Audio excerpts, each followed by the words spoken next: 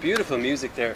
Brid Harper, did you have any idea before you came here to Bondeno that Irish traditional music was played on the fiddle here in Italy at such a high standard? I wasn't actually aware of that at all. I've only been to Italy once before this, and that was way back in 1985 as part of a Codas tour, and we had just been in Milan for one night. But my God, what a shock I got here when I came in. A pleasant surprise, I have to say, when I came here on Thursday evening, just to hear music all over the streets here. And then this morning I was teaching, I had a class, 11 in the class, and that's the first thing I noticed, the standard of the fiddle playing here, and it's great. And I think a lot of it has to do with my friend beside me here, Marco, because he's doing a powerful amount of teaching and has been for a while. Isn't that right, Marco? Yeah. Tell us a bit about the interest in Irish traditional music all across Italy. Well, if you go back on late 70s, when the folk revival was very strong in Italy as well as the rest of Europe, and we had loads of folk festivals and so Irish music. That was a time of Planxty, Chieftains and Clannad and all those bands. Titan, actually they never came to Italy, but during that time loads of people came to know about Irish music, and so the passion grew up. And from then on, I mean, I was one of the first ones, but nowadays there's many musicians, young musicians that are interested in Irish music, and I have to say their approach to the music, it's the right approach to the idiom, the language of the music, which is the main thing for me, to my opinion. And can you tell me a bit, Marco, about the similarities between the music of Italy and the music of Ireland? Is it an easy bridge to cross?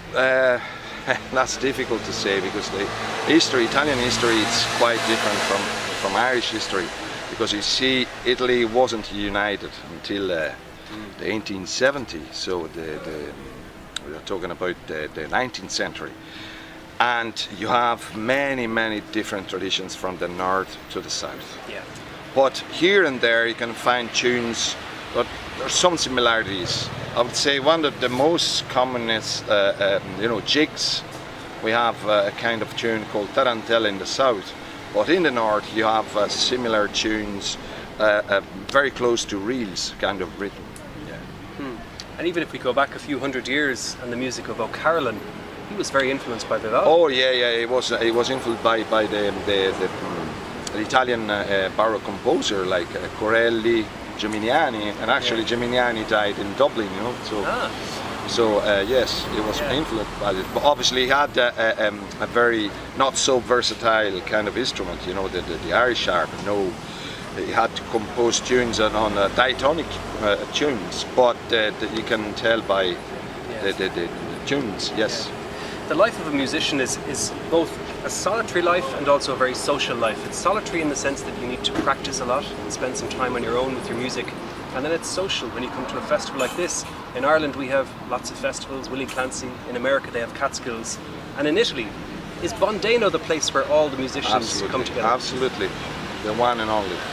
There's no other fest. Well, there are few, but Bondeno I think's got the main thing, which is as you said, is socializing the music, which is the main thing for any kind of traditional music. Because traditional music means something that belongs to the tradition of people, so anywhere in the world.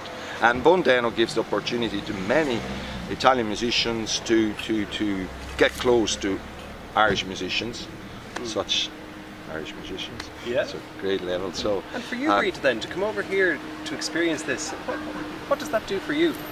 Well, I'm very proud, I suppose, of the fact that, and also very happy to know that Italians have such an interest in our music and our culture, and just not alone even the musicians that are here this particular weekend, but even just the people in the town here who are so open and so kind, and so they show great hospitality for any musicians, be they from Italy or Ireland or any other country, because there's lots of musicians here from even some of the neighbouring countries as well. There's some from France and Switzerland and Austria, so I think Germany.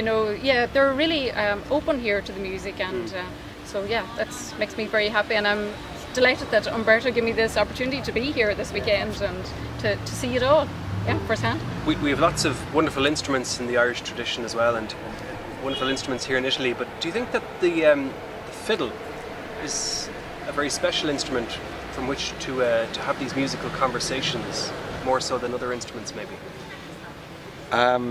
Yeah, you can find fiddle in many musical traditions anywhere in the world. It started here in Italy, didn't it? The violin?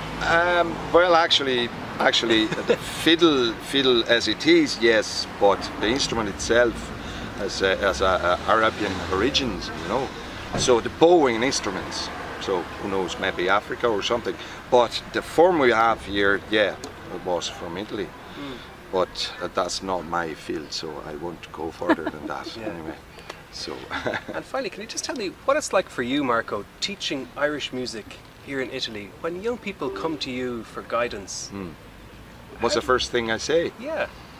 The first thing I say is to hear music, listen to the music, and then most of the students I had and I have, they come to me and they learn to play music with rhythm music, and of course I have to use it, but I always say that's an help, that gives you a hand to understand the music, but you understand the music better through your ear, by your ear, and so that's the main thing.